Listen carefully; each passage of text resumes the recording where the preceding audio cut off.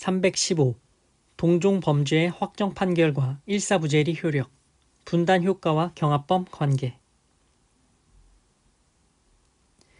실체법상 포괄일죄 관계에 있는 일련의 범행 중간에 동종의 죄에 관한 확정 판결이 있는 경우에는 확정 판결로 전후 범죄 사실이 나뉘어져 원래 하나의 범죄로 포괄될 수 있었던 일련의 범행은 확정 판결의 전후로 분리된다. 사실심 판결 선고 시 이후의 범죄는 확정 판결의 기판력이 미치지 않으므로 설령 확정 판결 전의 범죄와 포괄일죄 관계에 있다 하더라도 별개의 독립적인 범죄가 된다.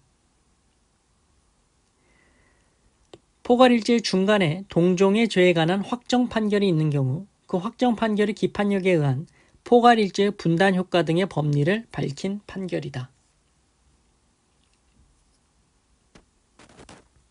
316. 동종 범죄의 확정 판결과 일사부재리 효력, 분단 효과와 경합범 관계. 상습범에 있어서 공소 제기의 효력은 공소가 제기된 범죄 사실과 동일성이 인정되는 범죄 사실의 전체에 미치는 것이므로 상습범의 범죄 사실에 대한 공판 심리 중에 그 범죄 사실과 동일한 습벽의 발현에 의한 것으로 인정되는 범죄 사실이 추가로 발견된 경우에는 검사는 공소장 변경 절차에 의하여 그 범죄 사실을 공소 사실로 추가할 수 있다고 할 것이다.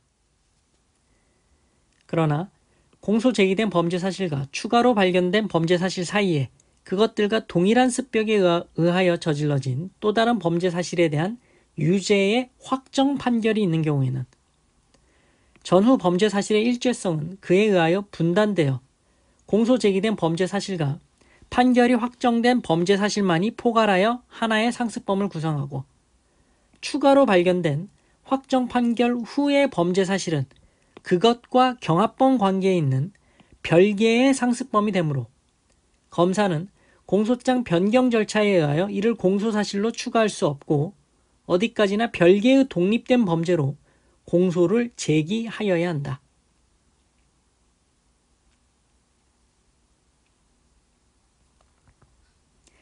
317. 재심 판결의 기판력과 제37조 후단 경합범 여부.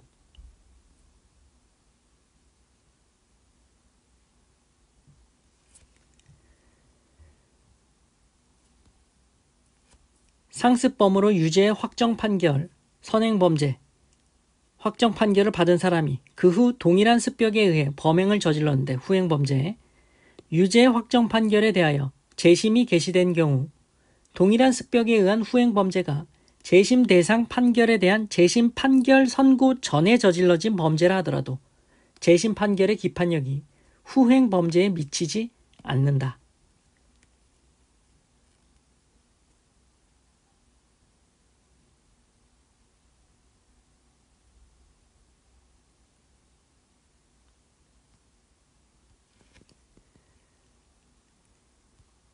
유죄의 확정 판결을 받은 사람이 그 후 별개의 후행범죄를 저질렀는데 유죄의 확정 판결에 대하여 재심이 개시된 경우 후행범죄가 재심 대상 판결에 대한 재심 판결 확정 전에 범하여졌다 하더라도 아직 판결을 받지 아니한 후행범죄와 재심 판결이 확정된 선행범죄 사이에는 형법 37조 후단에서 정한 경합범 관계, 즉 후단 경합범이 성립하지 않는다.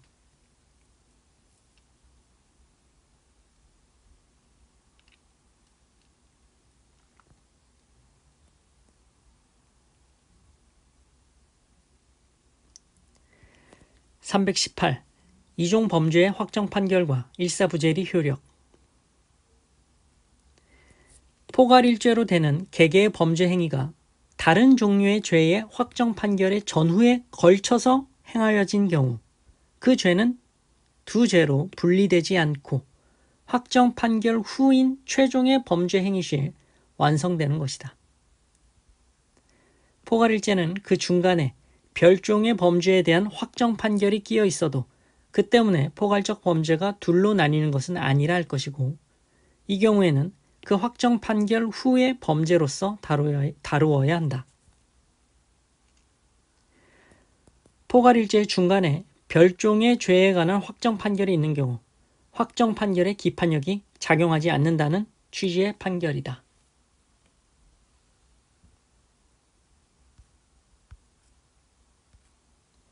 마치겠습니다. 고생하셨습니다.